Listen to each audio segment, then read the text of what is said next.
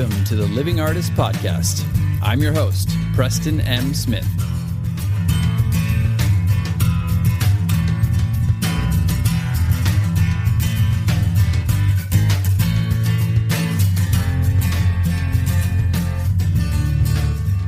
Hey, everybody. Welcome to the Living Artist Podcast. I'm Preston M. Smith, at PMS Artwork everywhere on internet land and socials. I want to thank you for landing on this podcast.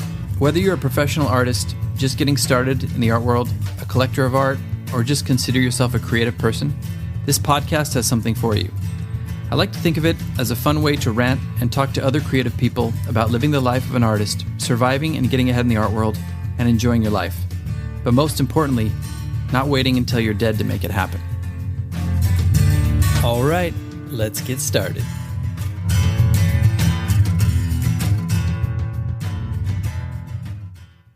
Well, hello there, everybody. This is your boy, Matthew McConaughey. When Preston asked me to do the intro to this podcast, I put my shirt on and I said, "You damn skipper boy, I'll do it." But I asked him one simple question. "What's the episode about?" And he said to me, "It's about the law of attraction." And I said, "How do you know that I believe in the law of attraction?" And he said, "You look like somebody who does." And I said, "Fair enough, brother. You got me." So you might remember a time when I gave a speech at the Oscars saying that I was always chasing my 5-year self in the future. Well, shit.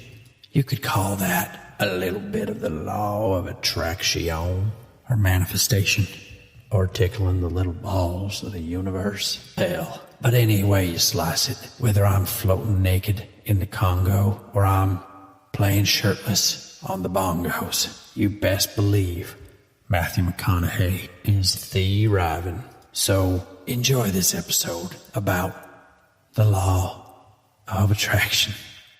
Oh, shit. Hey, hang on there, Chief. You haven't cut off old McConaughey yet, have you? Good. Remember to pick up my book, Green Lights. Anywhere books are sold. And you can even listen to me on Audible. Read it in an ever so soothing voice. Now on to the episode. Yeah. All right. Welcome back to the podcast. I was about ready to go to sleep listening to that. Listening to too much McConaughey is just oh so ever soothing. So anyway, welcome back to the podcast. And we are, that's right, as you heard from the horse's mouth, we're going to be talking about the law of attraction. No more beating around the bush. We are going to get right down to the nitty-gritty of it and talk about the law of attraction and talk about, is it something that you should be doing? Is it something you should be reading about or practicing in your art career and in your art practice and in your painting sales and your life in general? Well, I'll tell you what. Maybe I should just do the whole episode as McConaughey. Maybe that'll sell it even more. So we've talked about the law of attraction before on other podcasts. I've touched on it a few times. I've never devoted a podcast to it. I know there's a lot of hullabaloo and mumbo jumbo and tomfoolery and ballyhoo and all that jazz about the law of attraction out there. And there's some good people talking about it, and there's some bad people talking about it. And there's some good books, and there's some bad books. And there's some really bad movies about it. But I'm going to just save you all that garbage and tell you why I think the law of attraction is at very least useful in your art career and in your life in general. This is not something that I live and breathe every single day and live and die by. And, I don't need to do any work. I'm just going to attract it to myself. First of all, that's a misconception about LOA. I'm just going to say LOA. If I say LOA, you're going to know what I'm talking about. But that is a common misconception from people who don't know anything about LOA, that you just sit back and you just eat chips all day long and kick your feet up, drink a beer, and just attract that shit to you. That's a misconception. It doesn't imply that you have to do nothing or do no work at all. As a matter of fact, combined with doing work, it's actually very powerful. But I'm not going to really go into any there's science behind this or there's studies, because everybody can try to, convince you that there's a huge science behind LOA, and there may be, but I'd rather focus on how it's worked in my own life and in other people's lives. And let's start by saying a lot of people who are really doing well in life and really achieving a lot, they're kind of using LOA without even really knowing that they are. Whether they're strong visualizers or they just have like a really ingrained deep faith that they're supposed to be doing something, or they're like McConaughey here and they're chasing their 5-year self and they just know they're going to get there. Well, that's all LOA.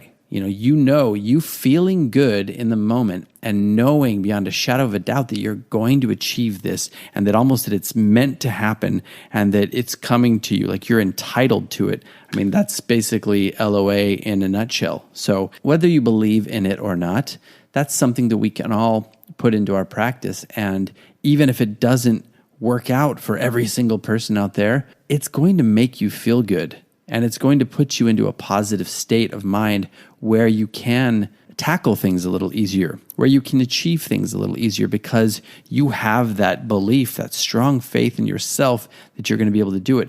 And that energy is now backed behind it, because what would you do if you knew you were going to achieve something? What would you do if you knew that you were going to be wealthy? Let's say you're working at a gas station and you're like, fuck it. This is my life. I'm working at a gas station and, I'm just not going to put any effort in, and I'm going to go to my job every day for the rest of my life. And then I'm going to retire and whatever. Let's say you knew that you were destined in 6 months to become a famous artist. How would that change the way you feel and the way you go about your day at your gas station? You'd be excited. You'd probably be even more in the present moment, just knowing like, well, this is for a short period of time. This is limited. It's fleeting. I'm just going to enjoy what I have right now, and I'm going to put some energy and some good effort into it, and then you're going to achieve that. So you're not going to start believing it's a foregone conclusion that you're going to work there for the rest of your life. It just changes your entire state. And that's what we're really trying to do in general as people, and especially as artists, because being an artist is, you're up against a lot of heavy odds. You hear it from everybody. Oh, you're not going to make any money until you're dead. The odds of you making that, don't quit your day job. All that stuff that you hear all the time on the podcast and in your own lives. That's what you're hearing. But, to be able to make it, you have to really have that faith in yourself. You have to really believe and do all those things, visualization and positive reinforcement, and just working on in your meditation practice, really just believing and having an unshakable faith that this is what you're meant to do.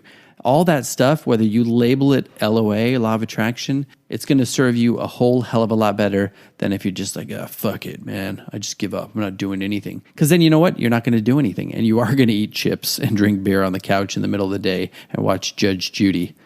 Is Judge Judy even on still? Hey, no offense to Judge Judy. But that's number one. The number one is that whether or not you believe in it or the science behind it, if there is science behind it, or whatever people are telling you, you have to believe this because of A, B, or C, it doesn't matter, because the end result is the same. It's a good thing to practice because it puts you into a positive state where you can achieve more things and you can have the energy to try to go and achieve new things. So secondly, on the flip side of the coin is one of those things where they say in the law of attraction a lot of times, like, what you resist persists, right? And I think that's very true. And I think that's also true whether or not you believe in the law of attraction or not. If you're in a crap mood, if you're down, if things are bad and they're happening to you, your mood's going to be in the tank. You're going to be, dragging your feet. You're going to be slouching. You're going to be feeling sorry for yourself. And then your attention's going to get narrowed down to only seeing those negative things in your life. And it becomes like a self-perpetuating machine of just seeing and focusing on the negative.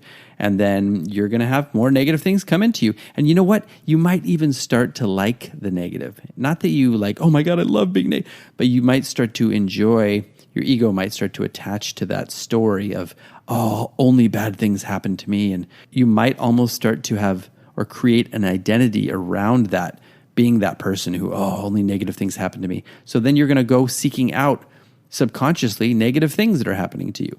So whatever you resist persists does make sense. I mean, it's one of those things where if you're putting it out there like, oh, I just don't want negative. I just don't want negative things. Oh, all these negative things are always happening to me all the time. And I just don't want any more negative stuff to happen. That's all you're putting out there. Instead of doing the negative, like, oh, I want to stop focusing on this negative crap that's happening in my life. Well, just stop focusing on it and just flip the switch and start focusing on the positive things. I'm not saying force positivity, but I'm just saying that do whatever you need to do to get yourself into a legitimately state of mind that has good energy or is on a good frequency, as they would say in LOA. LOA. I always think of the Curb Your Enthusiasm episode when I say that. But anyway, look it up, people. So basically what we're trying to do is get ourselves into a positive state, in a positive energetic frequency, if you will. So that's number one. That's the main thing that we're doing, is we're trying to cultivate that. Now, whether that's exercise or meditation or talking to friends or, priming your day with some music or whatever it is for you that gets you into that positive state, that's what you should be focusing on. And while you're doing it, throw a little bit of visualization in there. And, maybe sit down and write a list when you're in that good state, a list of all the goals that you want to achieve. Because when you write those down, not only are you seeing them as a possibility and visualizing them, but you're triggering something in your brain that's like, oh, this is something that I have to shoot for. This is something that I really want. And it puts you into that mode of not only wanting to work, but also like, yes, my life has a purpose. Yes, I can potentially achieve this down the road. And it makes it more likely that you actually will. In a lot of these law of attraction books, feeling good is key. That's at the center of everything. And now this might sound selfish that, I'm going to just focus on myself feeling good and doing these things. Well, yeah, because first of all, it's your life. And depending on whether or not you believe in reincarnation or not, this might be the only life that you have, and you need to make the most of it. And you're just not going to do very well if you're not in a positive state. So, and I don't mean positive like, oh, everything's wonderful. I mean a good energy, good energetic state. Like I can actually be in a good energetic state and also get in the studio and be like, harness that into like anger or like a punk kind of aesthetic, where I'm going there. It's still a high frequency. It's a high energy level that you're harnessing. When you're doing stuff like that, you can really tap into your creativity. You can tap into that source of energy that propels you forward to be able to create things and to get things in your life. Go for things in your art career. Go for that gallery. Go for that art marketplace. Go for that big sale. Whatever it is that you're trying to do. So that is key. And also, you're just a better person to hang around with. You're more fun. You're more interesting. You're more energetic. More people are going to want to hang out with you. More people are going to want to work with you. More, people in the art world are going to want to work with you. Like, oh yeah, I don't know what it is about this person, but they just really, they just have some sort of intangible energy that I like being around, and creative energy that they like being around. But that's the main thing. So first of all, focus on that. Focus on doing what you need to do to get yourself into that positive energy, frequency, state, whatever you want to call it. That's first, because that's where everything else stems from. I'm sure you've all done it, and I've done it. Like I've been going through some things and struggling with some things. And when I start off my day with worry and anxiety and like depression or frustration, it's first of all, it's just hard to get through my day. Nobody wants to get through that. It's hard for me to get through the minutia of putting my work up, cataloging my work, doing all the pictures, putting on all the marketplaces, doing my social media, doing all my marketing, then getting into the studio. Halfway through the day, I'm just like, oh man, I want to throw in the towel. So take it on the flip side now, when you've had one of those days where you just get up and you just jazzed and you're kicking ass and you get out there and it's nothing. Oh yeah, I'm enjoying putting all this stuff up. I'm enjoying marketing. I'm enjoying my social media interactions and putting my stuff up there. I can't wait to get in the studio to create. I'm creating. I mean, man, that's the best state to be in, because you just feel alive and you feel ready to conquer the day and the next day. So that's what we're trying to do. That's the number one thing I will say. And then when you're in that state, almost without trying, you're going to have things attracted to you or come to you, or you're going to be focusing on, for the naysayers, you'll be focusing on things that are good in your life that you might have just not been looking at if you were in the frustrated, negative state. Like I know there's a lot of opportunities that have come my way when I've been in that state, and I'm like, I just don't want to deal with this right now. Even if it's something good, I'm like, I just don't have the energy to deal with this. But when I'm kicking ass and I'm in a good energetic state, I will look at that and be like, yeah, this is great. And I respond to the person and we make the connection and we just make it happen. That's how things happen. One state fosters that, and the other state taketh away. So moving on, one very important thing to remember when you're trying to do this stuff is a lot of people, when you're trying to attract or bring something into your life that's good, a lot of people don't realize that they have these old mechanical thoughts and powerful conditioning going on in their lives that makes them, even if they're trying to go for something, they secretly don't think that they are going to get it, or they secretly don't think that they deserve it. And a lot of times you're just putting it out there that like, I don't want this. So you think you're putting something out there to attract it. Like, okay, let's say you want to make a bunch of money, right? You'll focus on the fact that you hate your job or something. You hate your day job and you just don't want this. All I know is I don't want my day job anymore. I just want to quit this day job. I'm speaking from experience here. I had 16 or 17 years of working in restaurants and I hated it. And every day I was like, I just want to quit my job and I just want to throw this apron on the floor and I just want to get out of here. I just don't want this anymore. That's all I want. I just don't want this anymore. That's such a strong feeling that you have that's attached to that. That's kind of a negative feeling, and you're actually kind of putting out something negative into the universe. Like, you just don't want this. Don't give me any more of this. I don't want this. I'm afraid of this. I hate this.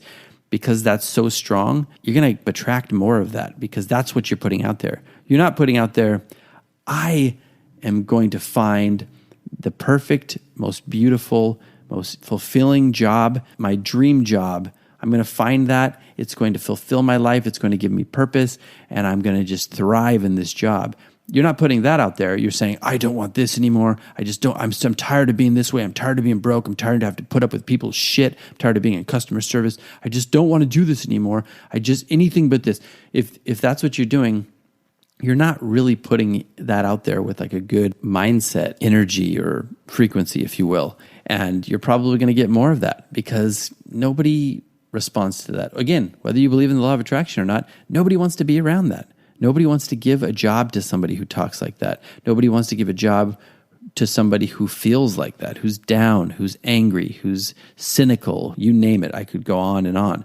So it's really just about changing your focus, and it's about learning to really put yourself into a positive state and then reach for those things that are better things and want those and feel almost entitled to getting those things rather than focusing on the bad things that you have in your life. Does that make sense? I have things like this happen all the time in my life. I've talked about how when I'm on a roll selling paintings, it just keeps coming and I'm like in this state, like almost I can't be stopped, I feel like.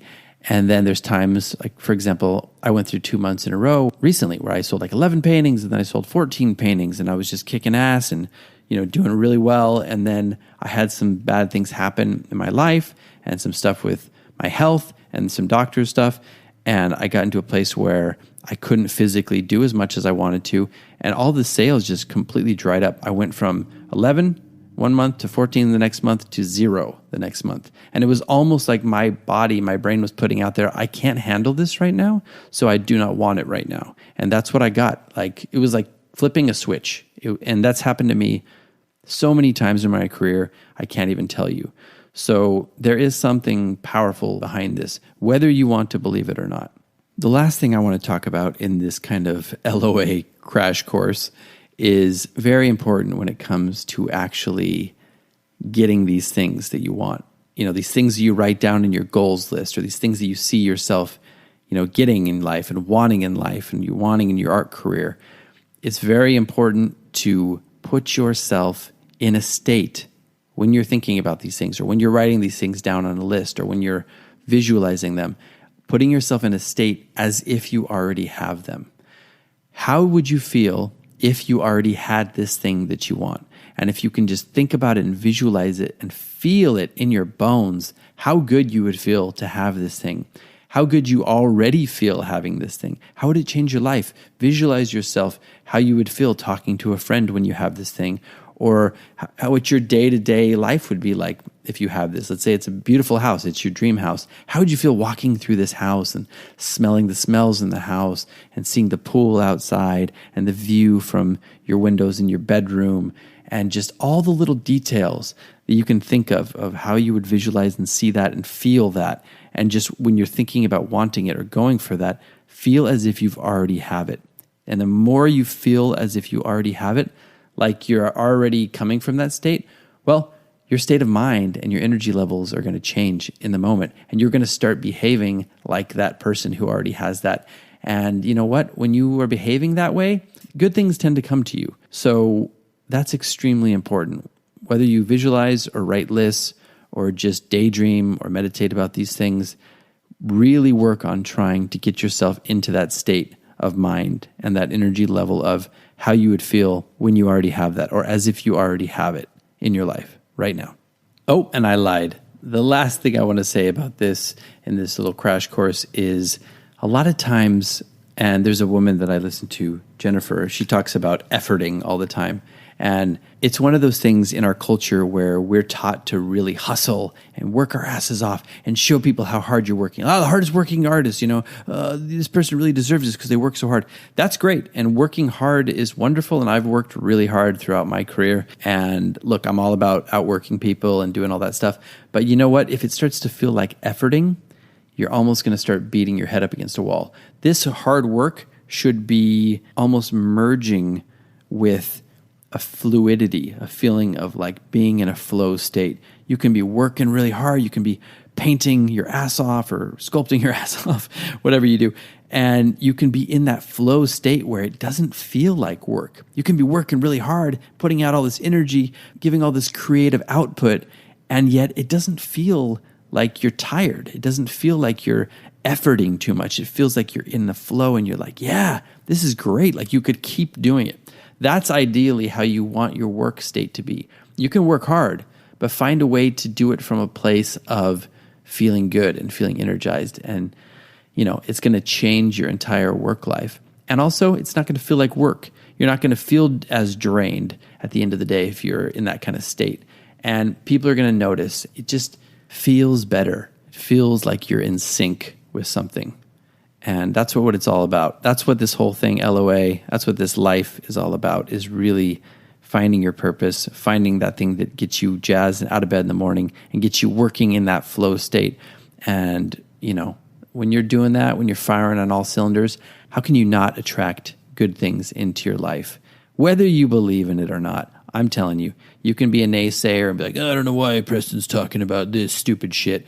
Well, it might be stupid to you, but don't knock it till you tried it. And don't knock it till you've tried it correctly. Don't just be like, it's bullshit. Okay, I want this. Because that's just going to become a self-fulfilling prophecy. And you're going to be like, see, I knew this shit didn't work. Look, at very least, you're going to be having a better energy level, a more focused mind. You're going to feel better about yourself. You're going to feel more purpose. You're going to have more flow states. And you're just going to be happier. So give it a shot. That's all I got to say. Just give it a shot. Just give me the fucking pen. The fucking felt tip marker. Okay. Getting off the rails here with a little Pulp Fiction reference. But anyway, that's it for today. It's just a little bit of a crash course. Like I said, I wanted to talk about it. It is something that I like to do. It's something that I get excited about doing. I'm also a very logical person. And there's many times where I'm like, is this real? But I've seen it happen so many times in my life, and I've seen it happen so many times, both good and bad, when I'm in a good state of mind and when I'm in a bad state of mind, and when I'm acting out of fear and when I'm acting out of presence and anticipation and excitement. So, look, what do you got to lose? Give it a shot, try out some of these things, look into it yourself, and put some gratitude out there into the universe, into the world, into your fellow human being, because that's going to come back on you. And again, it's just going to make you a happier person. So that's what I'm going to leave you with. Enjoy your day. Enjoy your week. We got the 4th of July coming up. Be safe. Be happy. Enjoy the 4th with your families and your friends. And if you're not in the States, well, that's okay. You can still enjoy your life and your friends and your weekend. But we'll see you next time. You got anything you want to leave us with, Matthew? As a matter of fact, I do. Feel free to borrow a chapter out of the old McConaughey book and chase down your 5-year self in the future. Only good things can come from that. And only, you guessed it, green lights.